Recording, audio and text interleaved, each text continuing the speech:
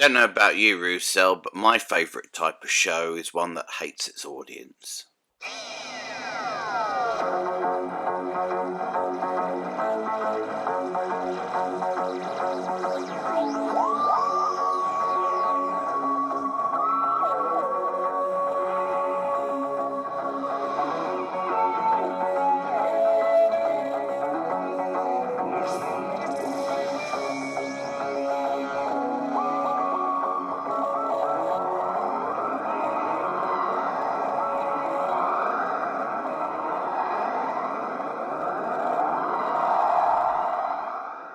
Bonjour, Roussel.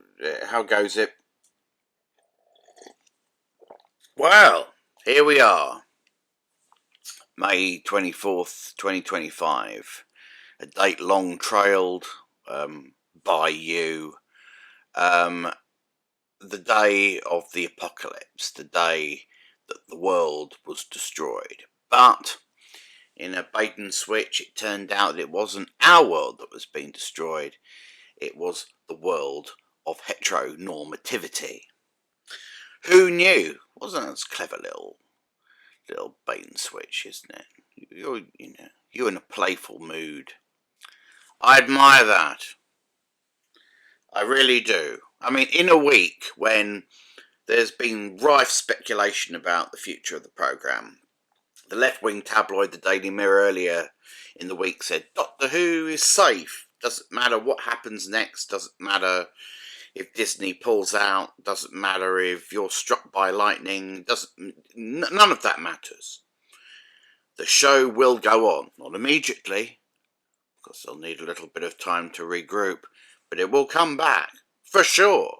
Because even if, Johnny Come Lately's like Disney don't see the value in making it anymore, the BBC can't let it go. It's a fundamental BBC brand known throughout the world. You don't chuck those away. Not again. But then The Sun, which for those viewers outside of the United Kingdom is considered to be a right-wing tabloid, decided that wasn't true. In fact, they published a front page saying Doctor Who exterminated. Turns out the BBC have decided that this show needs to go on the shelf for a while. Disney have pulled out because no one watches it on their streaming service any longer. There's lots and lots of criticism of the show, apparently. I don't know by who.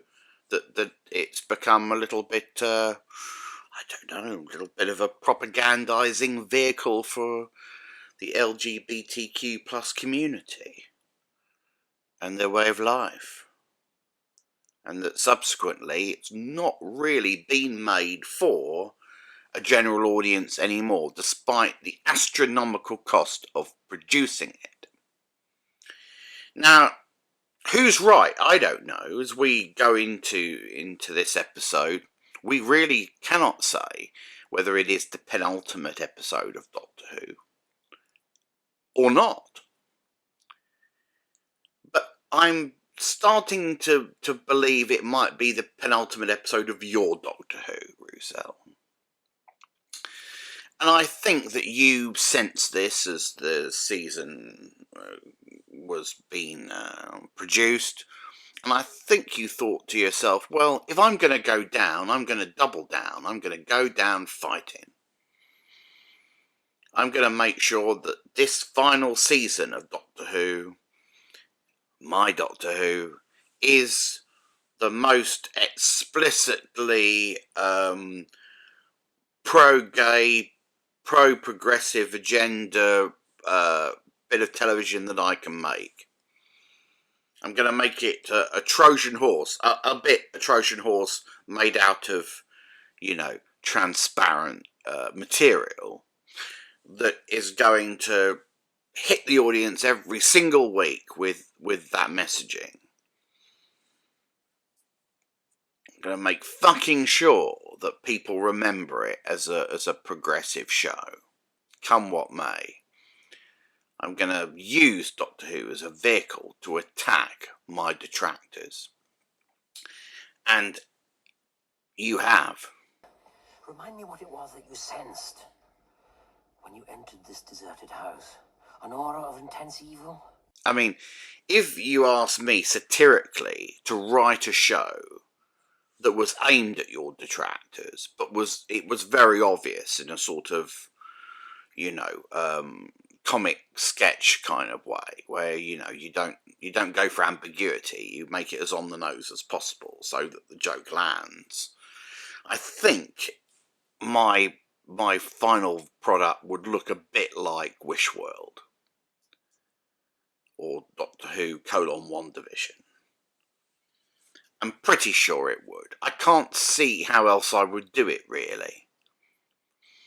Like I said, clever of you to foreshadow the end of the world, but for it not to be our world. I like that. I like that it was a different version of reality.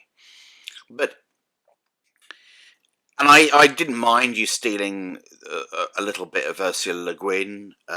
You stole a bit from The Ones Who Walk Away from Omerless.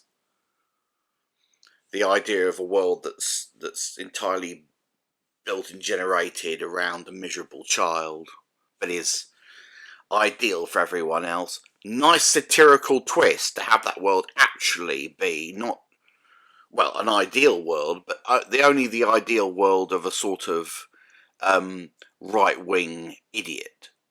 Conrad, or the personification of, I don't know, Reform UK. No, we're just run over it again. Yeah. This is a pound, of course. Yeah. This is the 50-penny piece. These are the 10-penny coins. This is the 2-penny coin. That's the 1 penny. And that's the new half-penny coin. Yeah. So are you clear now? Yes. Okay, miss, would you like to carry on ringing up? I think what was interesting about Wishworld, if I may, Roussel, is that it told us more about you than it did about your detractors. And I don't say I am one of your detractors, by the way. I want you to do well. I'm here every week hoping that you will. But Conrad, let's look at Conrad for a moment. Conrad is a 20-something man who grew up in the noughties and the tens, and we know from him that he's a bit of an online conspiracy theorist and all the rest of it.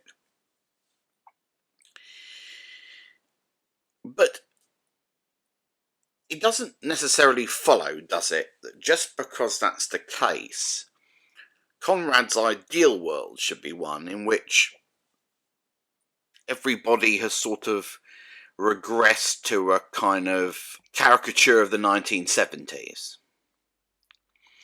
What I found odd about Conrad's Wishworld was that it looked aggressively like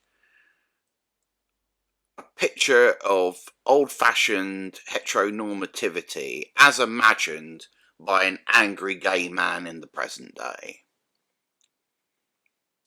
All the men wear pinstripe suits and bowler hats, and only the men go to work, and the women stay at home and look after babies, and everything's bland and uniform with it's a little bit of the American 1950s mixed with a bit of the British 1970s.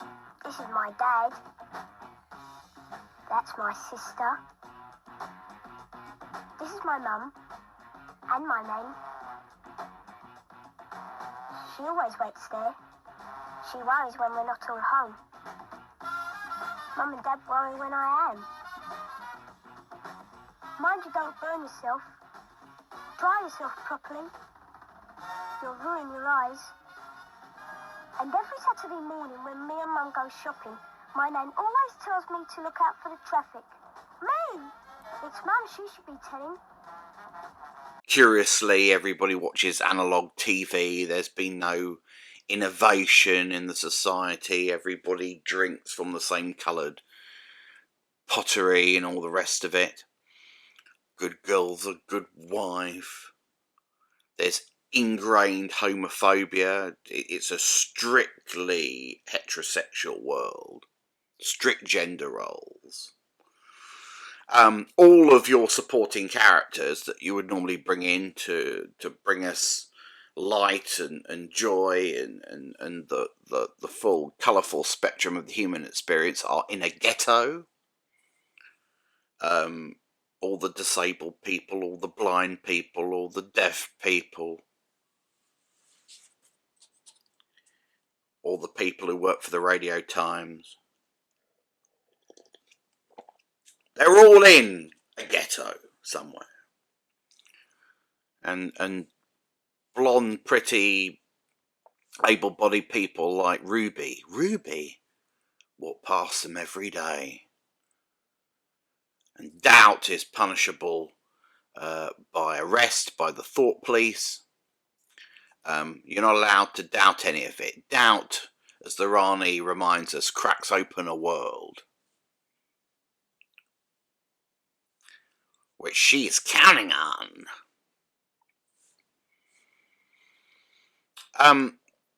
Is this really the world that Conrad would imagine?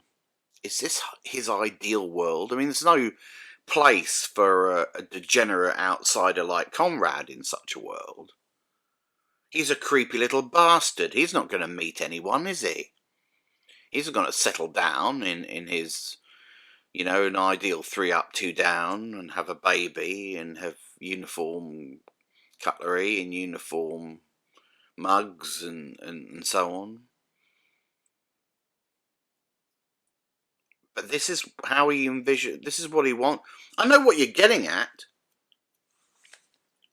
This is shorthand, right? You're saying that people who don't like your agenda, who don't like Doctor Who as it is today, are basically wishing to go backwards to the 1970s. I'll have the gold blend, please. Gold blend, sir. And the Garibaldi biscuit.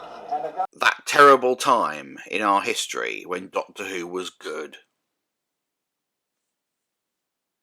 Boy, we miss it, don't we? The era of the Ark in Space, and the Talons of Wen Chiang, and City of Death, etc., etc.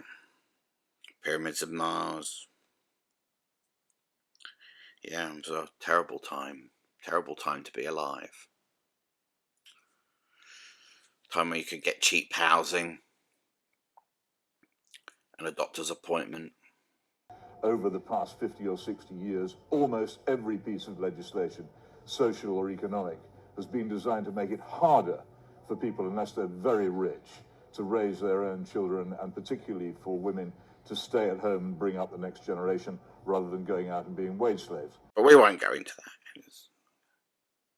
But in your mind, we're all harking back to that time, aren't we? We're all saying, yes, that's what we want. We want a time when gay people and disabled people were invisible, etc., etc. That's certainly one way to say fuck you to the critics of this show. Certainly one way to say fuck you to the tabloids. Certainly one way to say fuck you to your detractors. But it's a straw man that you've built, isn't it? Because no one who criticises your show is really criticising that. It's not just about representation. It's about making the show about representation instead of making it about compelling science fiction storytelling. Do you see the difference? I don't think you do. I don't think you can. I don't think you'll ever get it. You're going to be interviewed in a documentary 30 years from now about your era of Doctor Who, and you're going to say the problem with it was that there were just too many bigots, and the bigots conspired to bring us down, actually. No, we didn't, Roussel. We just said that you being gay is irrelevant, and the Doctor has no sexuality. and that he is above such things, and that you should concentrate on dynamic and interesting science fiction stories, not thinking about ways to advance the cause of the LGBTQ plus community using Doctor Who as a Trojan horse. That's what we said. This episode was aggressive, really aggressive, in the way that it imagined that the haters, imagined the traditional audience for this show, and basically said that they were a bunch of boring, uniform, conformist, thoughtless people living in their own little dream world. Well, maybe you're living in a dream world. And maybe you're about to get a big dose of fucking reality. Because this show that you have repurposed in this fashion is about to be destroyed. No one's going to remember this era of Doctor Who, Roussel, other than for its sort of conspicuous political content. But they're not going to remember any of the stories. And that's a tragedy, I think. No one's watching the fucking... It's only me and you and a few people out there. Kind of loons that watch me watch it. And I love them all. I love you all. But, you know, you and I know we're all wasting our time here. We'll be reading a book or going for a walk or, I know, something more fun. But we're not, are we? We're watching this bilge. It reminded me a little bit, Comrade's Wish World, of a passage I once read in a book about literary criticism. There's a book called How Fiction Works by James Wood. Not James Woods, the Hollywood actor. You're not going to learn what it means to be a cop by eating hot dogs and picking your teeth and asking stupid questions. We live this job. It's something we are, not something we do.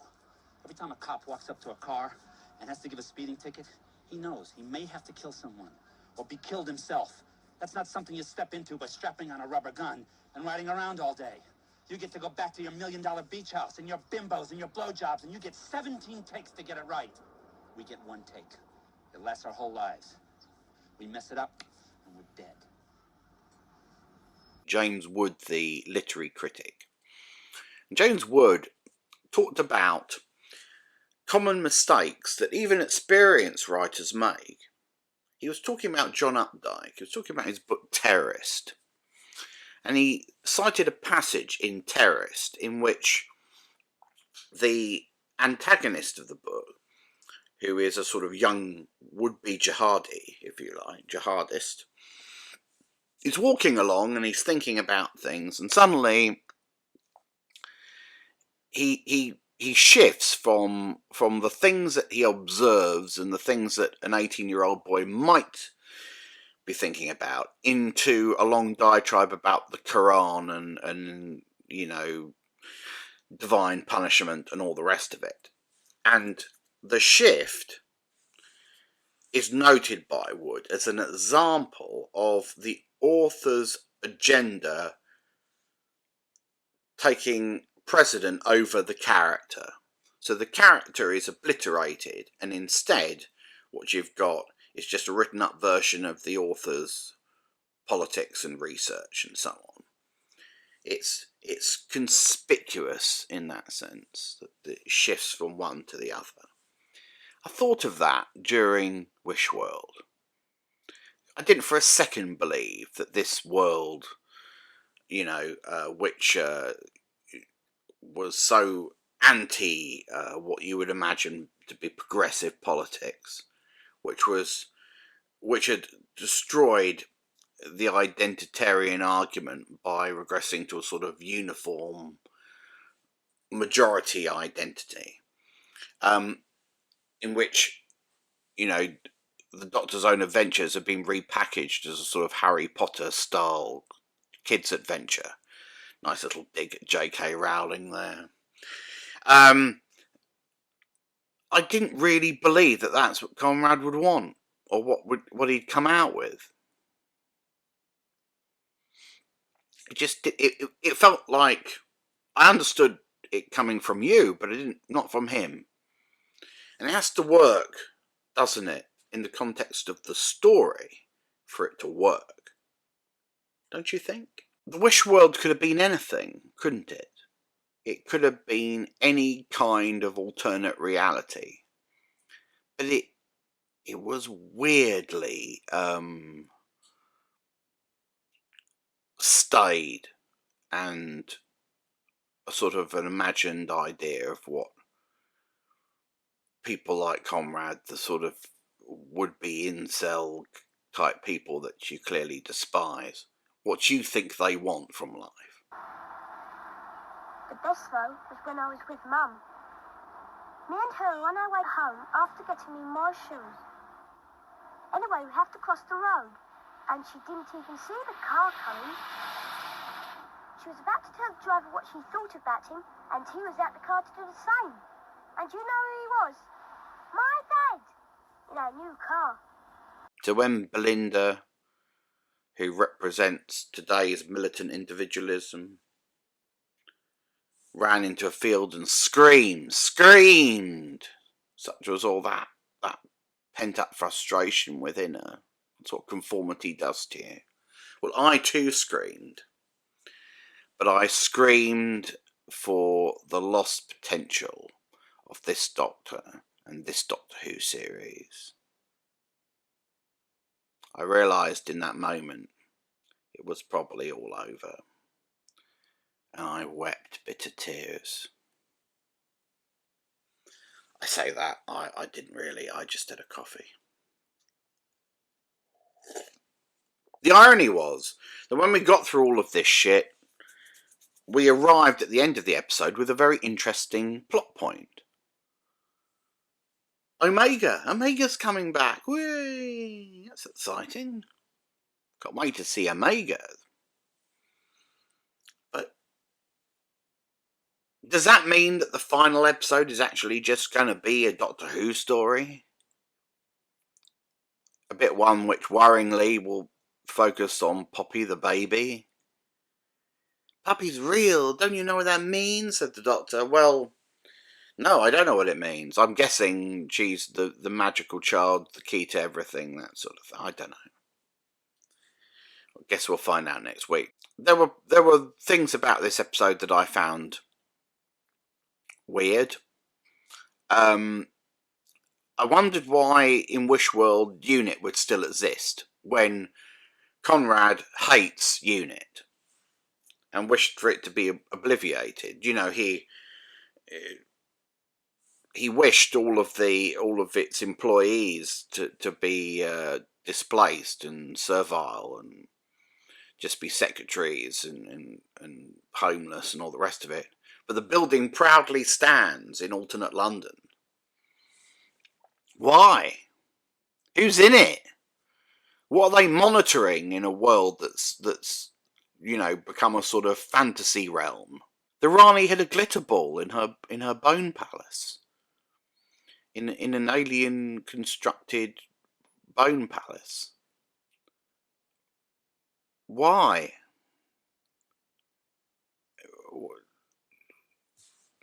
Why?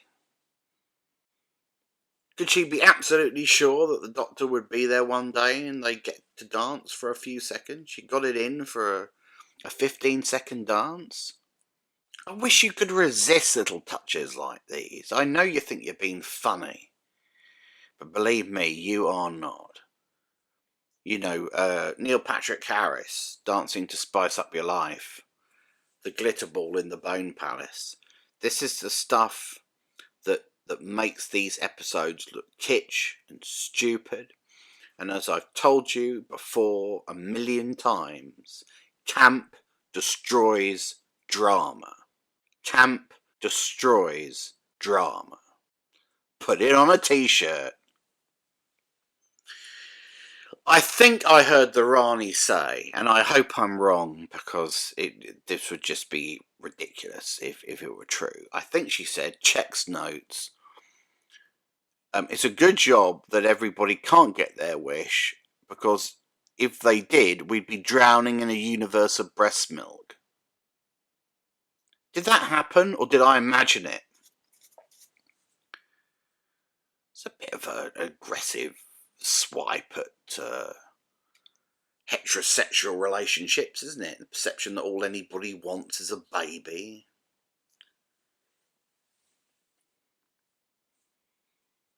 Honestly, it's not like homosexuals to be spiteful. Be kind. Got a message from the guy from last year's gay lover. And poor Belinda, who in this world was his wife, was so upset that she called the thought police.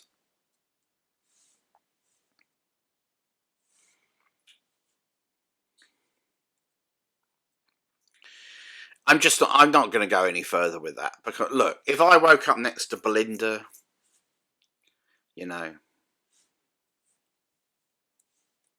but I know it's not something that you can understand, Drew. So it's all right. We're worlds apart here, all right. Just believe me when I tell you that for some men, that would be pretty good. Know what I mean? We are who we are, and we have the instincts that we have. That's lovely, and that's beautiful, and that's fine.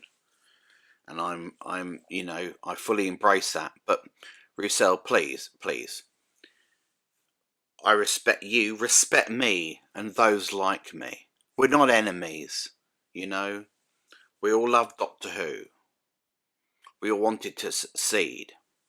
But in order for it to succeed, it cannot be this. It cannot be aggressively anti-heterosexual propaganda. The ratepayers feel very, very strongly that they break all the local rules, which if they did the same thing, they'd find themselves in the magistrate's court. Okay. Nobody likes your caricatures of so-called heteronormative relationships.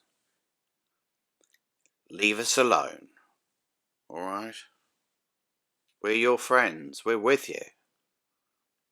But, you know, you've jumped the shark. Next week, it's the final episode of Doctor Who. Maybe ever. I'm inclined to think Doctor Who will come back. I'm inclined to think that after a long break it will come back. But when it does, it's got to come back as Doctor Who. Next week, if we're all still alive and we've got any energy left, we will discuss in the last hurrah where this season of Doctor Who has gone wrong and what anyone coming back in the years to come will have to do in order to make it appeal once again to a very big mass audience. We're going to talk about things like the Doctor being above sexuality, not being one of us, but being an alien with different attitudes, a different perspective on life, a different ideology, someone who's not connected to popular culture or transient political beliefs or fashions or all the rest of it. We're going to talk about that. We're going to talk about the fact that the emphasis on this show should be on great science fiction stories aimed at adults, of that kind of complexity and nuance first. Any little political asides and political second. Sure, make a story, an allegory about something. Of course, do that. There's a wonderful tradition of doing that in science fiction. But don't make it, you know, a show that's primarily about the things that you're trying to point at with that allegory, rather than the story that you're telling. Story first, politics second. And third, we're going to talk about whether the demise of the show was inevitable after being on the air for 20 years, or if, with a little more of a deft touch and sensitive handling and more of a consideration for a mass audience, this show could still be going strong. Remember, Doctor Who is the show with the most flexible concept in all of science fiction. There is no show that is more adaptable and can tell a wider variety of stories than Doctor Who. None. It's got an absolutely infinite storytelling potential because of its premise. You don't have to keep the main cast. You don't have to have one setting. You can go anywhere at any time. You can do anything. You're only limited by your imagination. And next week, perhaps we'll talk about how maybe a lack of imagination has brought this once beautiful thing to a thuddering halt. That's it. I'm Dr. McElvoy. It's not my real name. So until next time, the very final, I imagine, dear Russell T. Davies, this is me saying...